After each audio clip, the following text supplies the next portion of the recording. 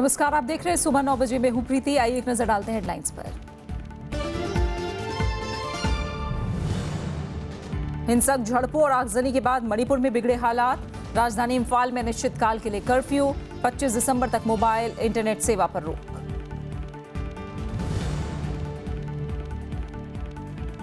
राजनीतिक दलों के 2000 से ज्यादा के गुप्त चंदे पर लगे रोक। चुनाव आयोग के कानून में संशोधन की सिफारिश। सीटें जीतने वाली पार्टियों को ही मिले टैक्स छूट।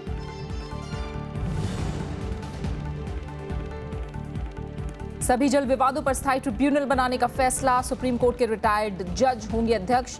खंडपीठ के लिए कानून में संशोधन का भी प्रस्ताव।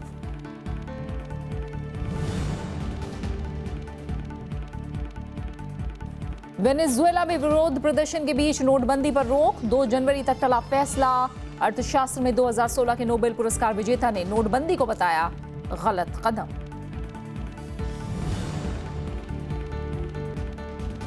भारत ने 15 साल बाद जीता जूनियर विश्व कप हॉकी का खिताब। बेल्जियम को 2-1 से दी मात। चेन्नई टेस्ट में लोकेश राहुल के 199 रन की बदौलत मजबूत स्थिति में भारत। मणिपुर में हुई ताजा हिंसा के बाद हालात और बिगड़ गए हैं, जिसके चलते कल राजधानी इंफाल में कर्फ्यू लगा दिया गया। वहीं कई हिस्सों में मोबाइल सेवाओं पर भी रोक लगा दी गई है।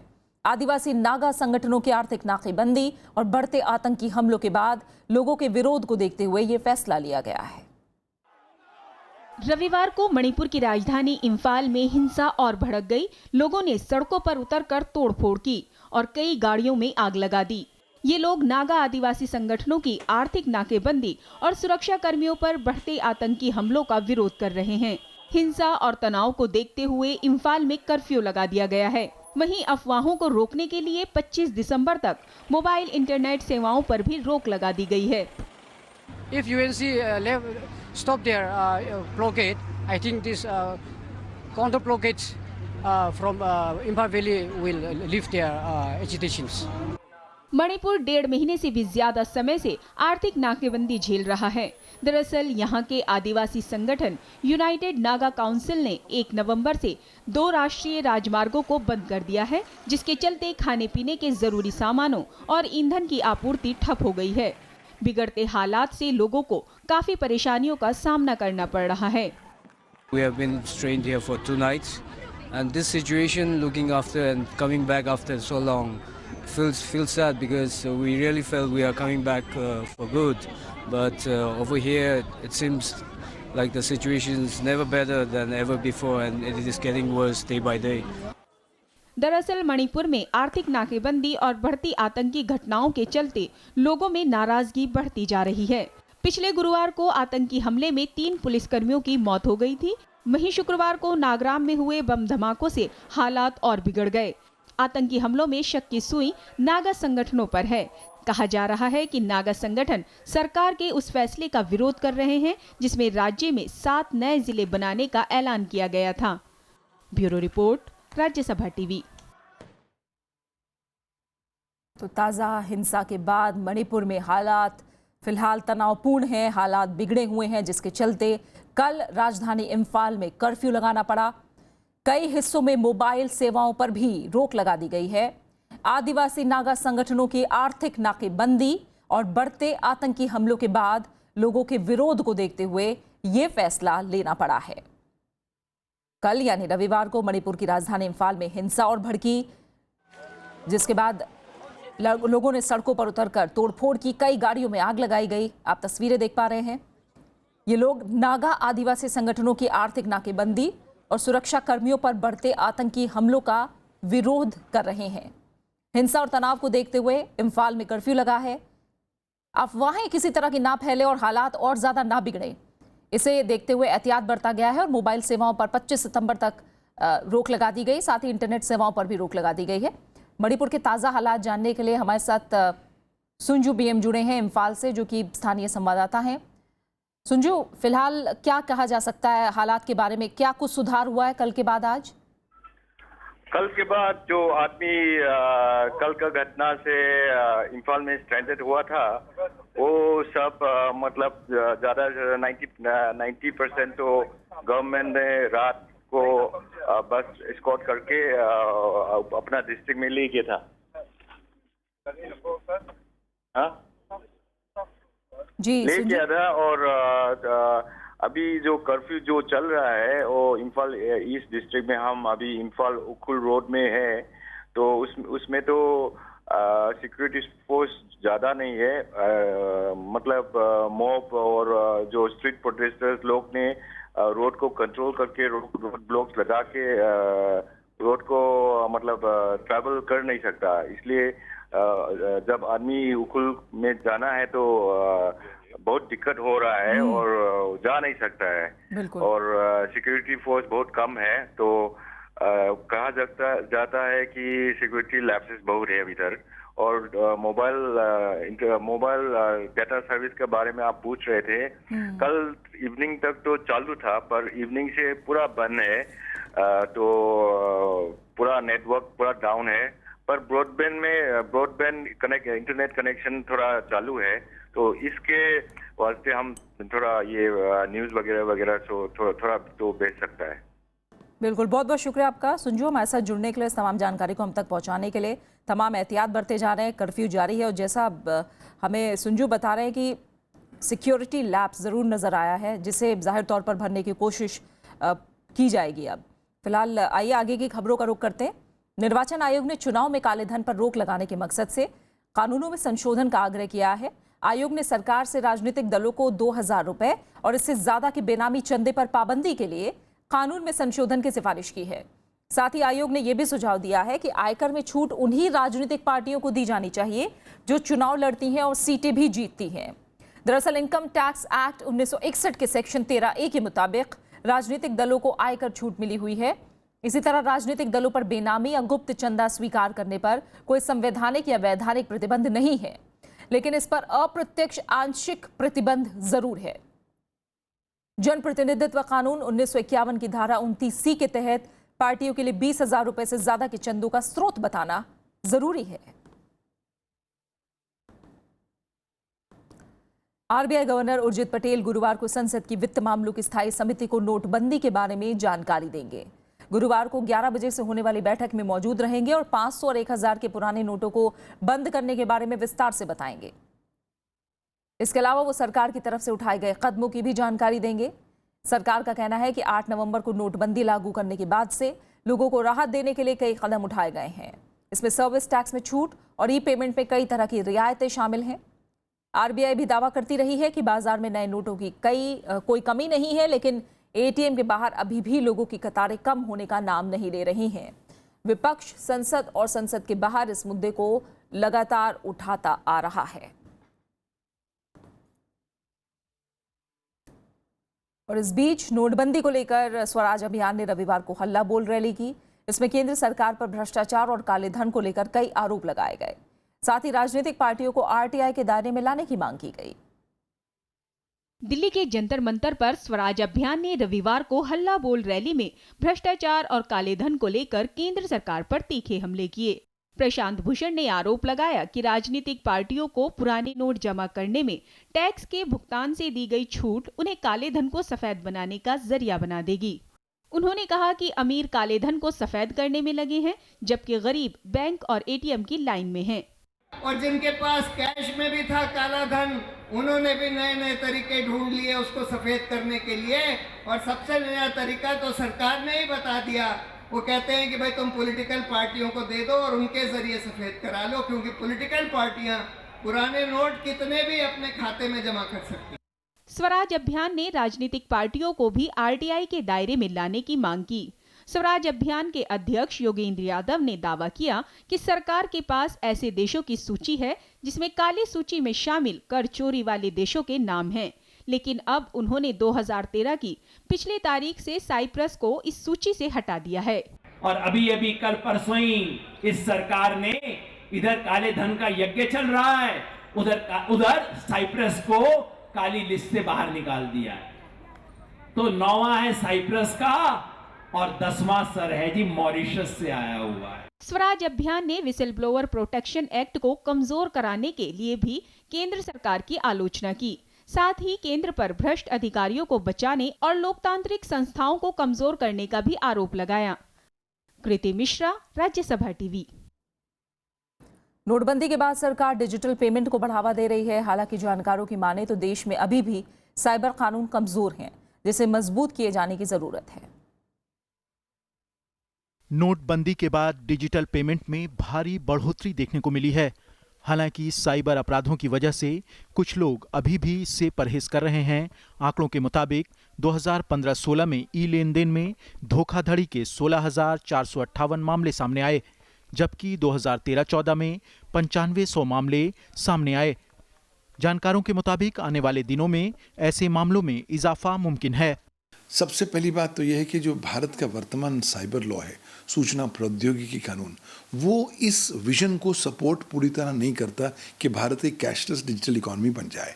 तो उसमें हमें संशोधन करना पड़ेगा, इसके प्रावधानों को सशक्त करना पड़ेगा। दूसरा, अगर हम कैशलेस जाना चाहते हैं तो एक चीज़ की कमी है, बार बार खलती है कि भारत के पास कोई डिजिटल पेमेंट्स या मोबाइल पेमेंट संबंधी कानून ही नहीं है। कैशलेस अर्थव्यवस्था में साइबर अपराधों से निपटने की बड़ी चुनौती है। एक सर्वेक्षण के मुताबिक साइबर धोखाधड़ी के मामलों में 60 से 65% बढ़ोतरी की आशंका है। मोबाइल उपभोक्ताओं की संख्या में काफी बढ़ोतरी हुई है और 40 से 45% ई लेन देन इसी जरिए की जा रही है। हालांकि सरकार का दावा है कि मौजूदा कानून हर स्थिति से निपटने के लिए काफी है। कानून में अभी बदलाव की जरूरत नहीं है। और टेक्नोलॉजी का मामला जहाँ तक है, चाहे भले आपका फ्लॉपी डिस्क हो, चाहे वाईफाई हो, लेकिन इलेक्ट्रॉनिक्स जो कानून हैं उसमें वो सारे कवर होते हैं। और आज का पहले का क्राइम और आज के क्राइम में जो साइबर क्राइम है वो क्राइम ही रहेगा, उसमें सारे कवर हो जाते हैं। दुनिया भर में साइबर अपराध को रोकने के लिए कई कदम उठाए गए हैं। स्मार्ट सिटी और आधारभूत ढांचा और ऐसी कई योजनाओं के माध्यम से मौजूदा आबादी को डिजिटल दुनिया की ओर ले जाने की कोशिश की जा रही है।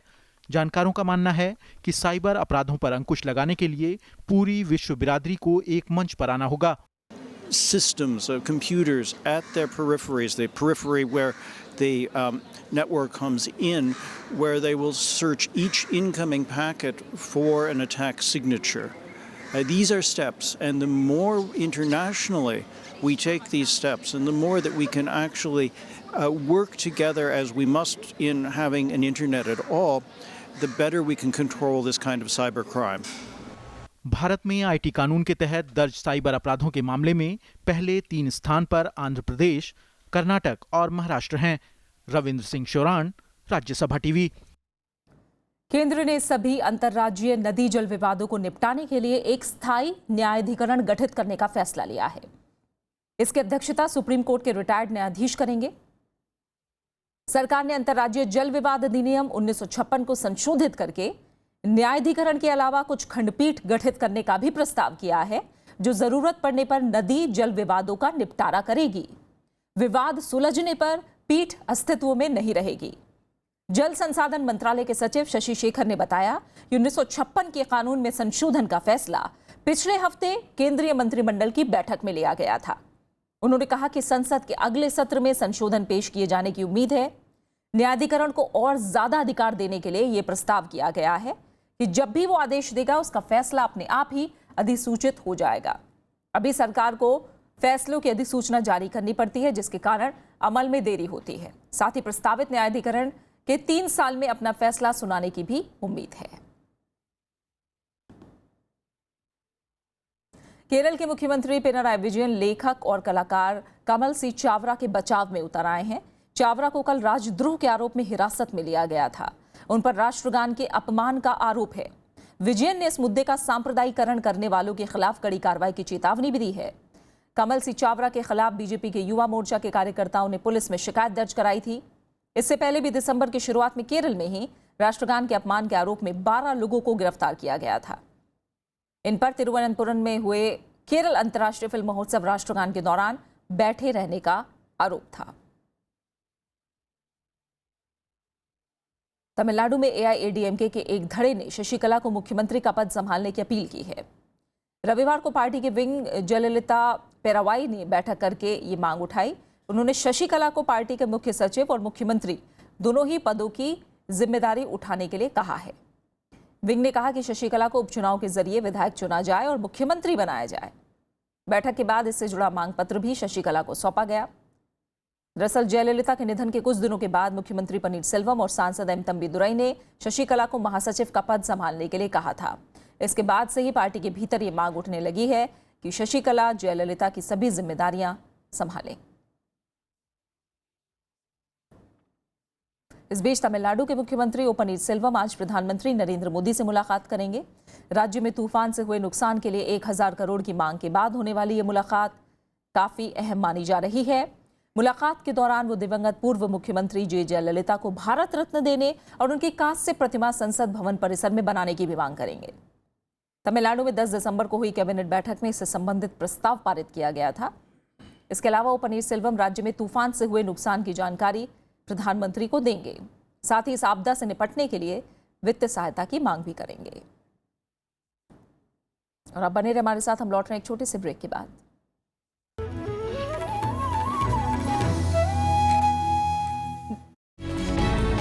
सरोकार में इस बार चर्चा कैशलेस इकोनॉमी की चुनौतियों और उस पर होने वाले तरह तरह के साइबर हमलों की। ये एक बड़ा सोचा समझा गया एक स्टेप था।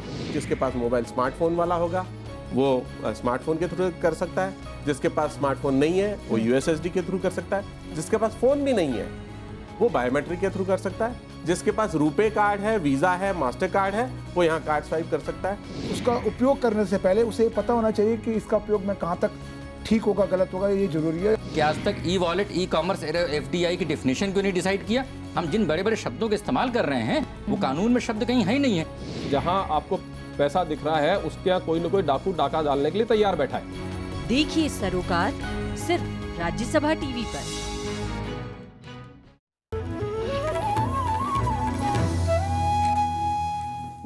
रक्षा मंत्रालय ने नए थल सेनाध्यक्ष के तौर पर लेफ्टिनेंट जनरल बिपिन रावत की नियुक्ति को सही ठहराया है। मंत्रालय के सूत्रों के मुताबिक उनका चयन योग्यता के आधार पर किया गया है और इसमें वरिष्ठता कोई मुद्दा नहीं है।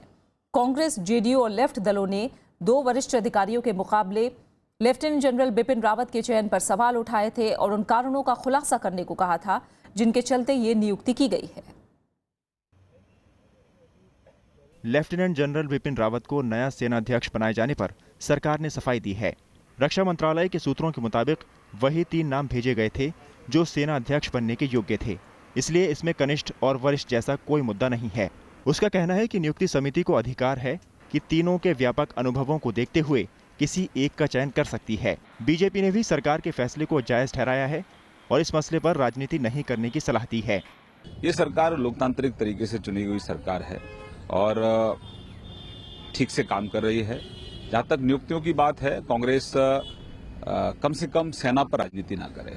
उधर कांग्रेस, जेडीयू और लेफ्ट दलों का कहना है कि उच्च पदों पर नियुक्तियों को लेकर कोई विवाद नहीं होना चाहिए। उनका कहना है कि हर संस्था की अपनी मर्यादा होती है और वरिष्ठता का सम्मान किया जाना चाहिए। आर्मी के हेड के लिए और जजों की नियुक्ति में कोई राजनीति नहीं होनी चाहिए। जब सत्ता में होते हैं कुछ कहते हैं, जब विपक्ष में होते हैं तब कुछ कहते हैं। All these top level appointments are becoming very controversial. It is very unfortunate. It is not in the interest of our democracy, our country. रक्षा मंत्रालय ने एक ट्वीट में कहा था कि सरकार ने उप सेना प्रमुख लेफ्टिनेंट जनरल बिपिन रावत को नया सेना प्रमुख नियुक्त करने का फैसला किया है और ये नियुक्ति 31 दिसंबर से प्रभावी होगी। सेना अध्यक्ष की नियुक्ति के लिए प्रधानमंत्री की अध्यक्षता वाली नियुक्ति समिति को 3 नाम भेजे गए थे, जिनमें लेफ्टिनेंट जनरल प्रवीण बख्शी के बाद दूसरा नाम बिपिन रावत का था, जबकि तीसरा नाम पीएम हैरिस का था। लेफ्टिनेंट जनरल बिपिन रावत के पास पिछले 3 दशकों से भारतीय सेना में विभिन्न स्तरों पर और युद्ध क्षेत्रों में सेवाएं देने का बेहतरीन व्यावहारिक अनुभव है। Bureau report, Rajya Sabha TV. Jammu Srinagar highway पर सुरक्षा बलों की आवाजाही के दौरान सुरक्षा व्यवस्था पुख्ता करने की रणनीति बनाई गई है। श्रीनगर के करीब पंपोर में सेना के काफिले पर शनिवार को हमले के बाद सेना ने राष्ट्रीय राजमार्ग की सुरक्षा को लेकर उच्च स्तरीय बैठक की। इस बैठक में जम्मू कश्मीर पुलिस के महानिदेशक के अलावा सेना और पुलिस के वरिष्ठ अधिकारियों ने सुरक्षा को लेकर गंभीर चर्चा की। पुलवामा जिले के पंपोर में शनिवार को हुए आतंकी हमले में सेना के 3 जवान शहीद हो गए थे, जबकि 3 लोग घायल भी हुए। श्रीनगर जम्मू नेशनल हाईवे पर आतंकवादियों ने सेना के वाहनों को निशाना बनाकर ये गोलीबारी की थी। महाराष्ट्र में स्थानीय निकाय के चुनाव के लिए आज सुबह 10 बजे से वोटों की गिनती होगी। कल औरंगाबाद, नांदेड़, भंडारा और गढ़चिरौली जिलों में तीसरे दौर का चुनाव हुआ था, जिसमें 5 लाख से ज्यादा लोगों ने वोट देने के अपने अधिकार का इस्तेमाल किया था। चुनाव आयोग के मुताबिक कल हुए चुनाव में 72% से ज्यादा लोगों ने वोट डाले। 409 सीटों के लिए हुए चुनाव में 1947 उम्मीदवारों की किस्मत दांव पर है। वहीं नगर परिषद अध्यक्ष के 19 पदों के लिए हुए सीधे चुनाव में 111 उम्मीदवारों ने पर्चे भरे थे।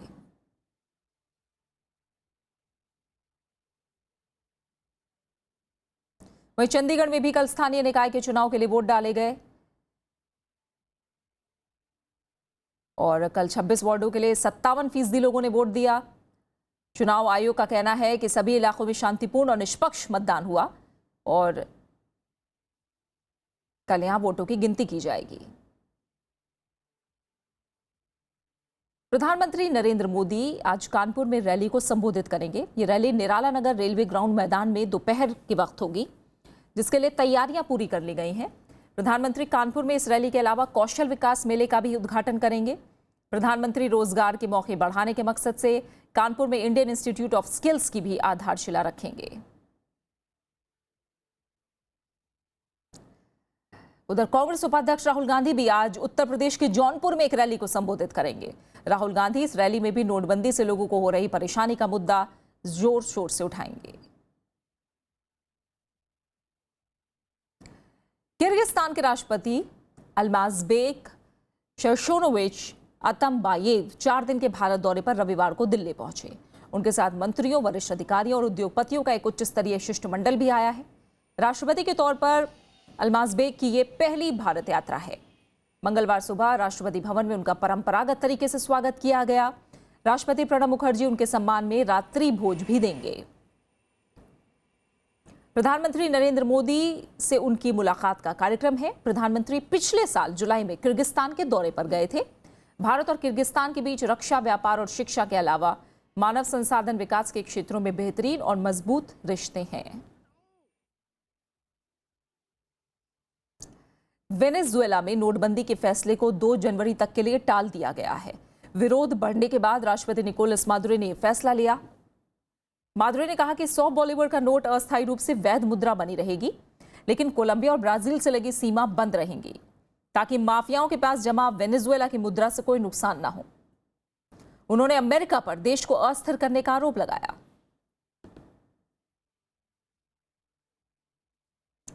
अर्थशास्त्र में इस साल के नोबेल पुरस्कार विजेता बैंगट हॉमस्ट्रॉम ने नोटबंदी को अर्थव्यवस्था के लिए गलत कदम बताया है। स्वीडन की राजधानी स्टॉकहोम में इकोनॉमिक्स टाइम्स से बातचीत में बैंगट ने कहा कि काले धन के खात्मे के लिए नोटबंदी के बजाय ठोस कानूनी तरीके अपनाए जाने चाहिए। उन्होंने कहा कि नोटबंदी का फैसला सही नहीं है और इससे कामगारों पर असर पड़ता है। यमन के तटीय शहर अदन में आईएस के आत्मघाती हमले में 52 सैनिक मारे गए हैं, जबकि करीब 60 से ज्यादा सैनिक जख्मी हुए हैं। पिछले हफ्ते भी अदन के करीब आतंकवादी संगठन में आईएस के हमले में करीब 50 सैनिक मारे गए थे। अदन यमन की अंतर्राष्ट्रीय स्तर मान्यता प्राप्त सरकार की अस्थायी राजधानी है। वहीं जॉर्डन के कारक शहर में हुई गोलीबारी में 10 लोगों की मौत हो गई, 25 से ज्यादा लोग जख्मी हुए हैं। मरने वालों में कनाडा के पर्यटक भी हैं। जवाबी कार्रवाई में पुलिस ने 4 बंदूकधारियों को मार गिराया।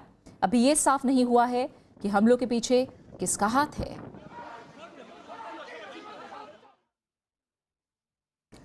बात खेलों की। भारत ने 15 साल बाद जूनियर हॉकी विश्व कप का खिताब अपने नाम कर लिया है। कल बेल्जियम के खिलाफ खेले गए फाइनल में भारत ने 2-1 से आसान जीत हासिल की। भारत ने पहले हाफ में 2 गोल किए, जबकि बेल्जियम की ओर से दूसरे हाफ के आखिरी सेकंड्स में गोल किया गया। भारत की शानदार जीत पर प्रधानमंत्री नरेंद्र मोदी और खेल जगत से जुड़ी हस्तियों ने टीम को बधाइयां दी हैं। That is the moment of glory. 15 साल का लंबा इंतजार, शानदार खेल और फिर जीत का जश्न। Is world champions in junior World Cup hockey. खचाखच भरे लखनऊ के मेजर ध्यानचंद स्टेडियम में जीत के साथ भारतीय जूनियर हॉकी टीम ने देश का सिर गर्व से ऊंचा कर दिया। Celebrating what a magical job he's done.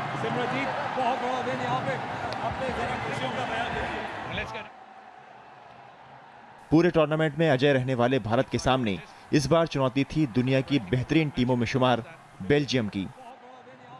पहले हाफ में ही 2-0 की बढ़त बनाने वाली भारतीय टीम ने बेल्जियम को खुलकर खेलने का कोई मौका नहीं दिया और 2-1 से मुकाबला जीतकर खिताब अपने नाम कर लिया।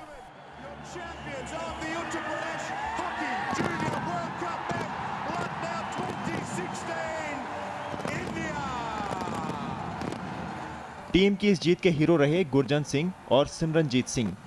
गुरजंत ने 8वें मिनट में गोल करके टीम को शानदार शुरुआत दिलाई, तो वहीं सिमरनजीत ने 22वें मिनट में दूसरा गोल दागकर दर्शकों को झूमने पर मजबूर कर दिया। बेल्जियम की ओर से एकमात्र गोल आखिरी सेकंड्स में किया गया।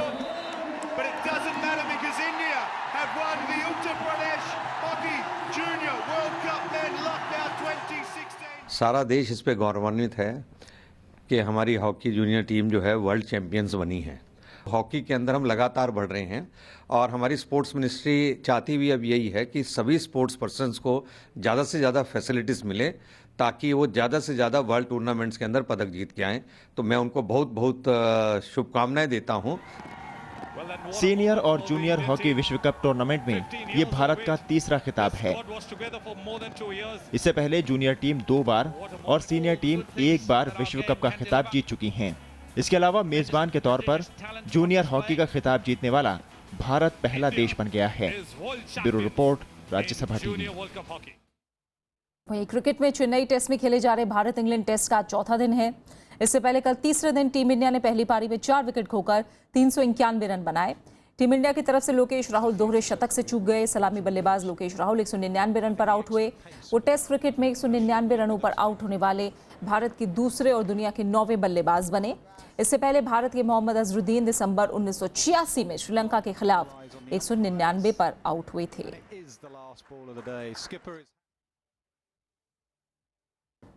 पुएर्तो रिको की स्टेफनी डेलवाले ने 2016 का मिस वर्ल्ड का ताज अपने नाम कर लिया है। 19 साल की स्टेफनी ने 100 से ज्यादा प्रतियोगियों को हराकर मिस वर्ल्ड का खिताब अपने नाम किया। डोमिनिक रिपब्लिक की यारित्जा मुगुएलिना दूसरे नंबर पर और इंडोनेशिया की नताशा मैनुएला तीसरे नंबर पर रही।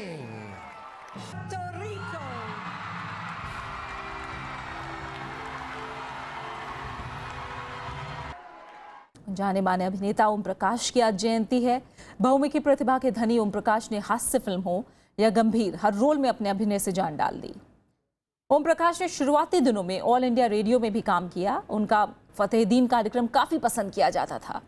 19 दिसंबर 1919 को जम्मू में जन्मे ओम प्रकाश ने 1950 में आई फिल्म दासी से अपने फिल्मी सफर की शुरुआत की। चमेली की शादी, चुपके चुपके, पूरब और पश्चिम, शराबी, 3 चोर और नमक हलाल जैसी फिल्मों में उन्होंने शानदार अभिनय किया। ओम प्रकाश को 1968 में फिल्म फेयर के सर्वश्रेष्ठ हास्य अभिनेता के पुरस्कार से नवाजा गया। ये क्या करता है, कभी हमारे पांव पड़ता है, कभी हमारे गले पड़ता है। स्वीटी, इस होटल में हर नए आने वाले के साथ ऐसा ही होता है क्या? यही गले पड़ता है, लेडी लोग नहीं। सॉरी सर, क्या कर रहे हो अर्जुन? अरे दद्दू मैं अरे वो तो मैं देख ही रहा हूँ कि तू है तू मगर क्वेश्चन ये है कि तू है कौन? अरे मैं थारा पोता दद्दू। पोता? अरे वो क्या होता? हिंदू धर्म की रीत अनुसार लड़की को खाली हाथ भी तो विदा नहीं करते। देख राम भरोसे, मैं पैदा पुराने जमाने में हुआ था मगर आजकल मैं जरा मॉडर्न हो गया हूँ। अरे जिसे कन्या दे दी सब कुछ दे दिया और फिर कन्या के भाग में होगा जहाँ जाएगी दौलत ही दौलत होगी। मेरे बच्चे किस्मत की बेरुखी में जिंदगी भर बर्दाश्त करता रहा। और अब आखिर में हेडलाइंस। हिंसक झड़पों और आगजनी के बाद मणिपुर में बिगड़े हालात। राजधानी इंफाल में अनिश्चितकाल के लिए कर्फ्यू। 25 दिसंबर तक मोबाइल इंटरनेट सेवा पर रोक। राजनीतिक दलों के 2000 से ज्यादा के गुप्त चंदे पर लगे रोक। चुनाव आयोग की कानून में संशोधन की सिफारिश। सीटें जीतने वाली पार्टियों को ही मिले टैक्स में छूट।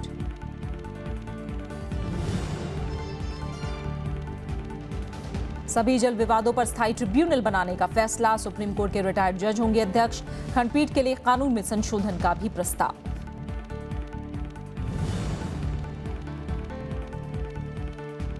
वेनेजुएला में विरोध प्रदर्शन के बीच नोटबंदी पर रोक, 2 जनवरी तक टला फैसला। अर्थशास्त्र में 2016 के नोबेल पुरस्कार विजेता ने नोटबंदी को बताया गलत कदम।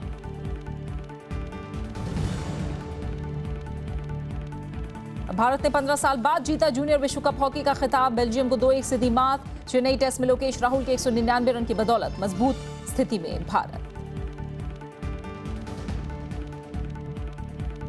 और फिलहाल इस बुलेटिन में इतना ही। आगे देखिए कलम गवाह है। नमस्कार।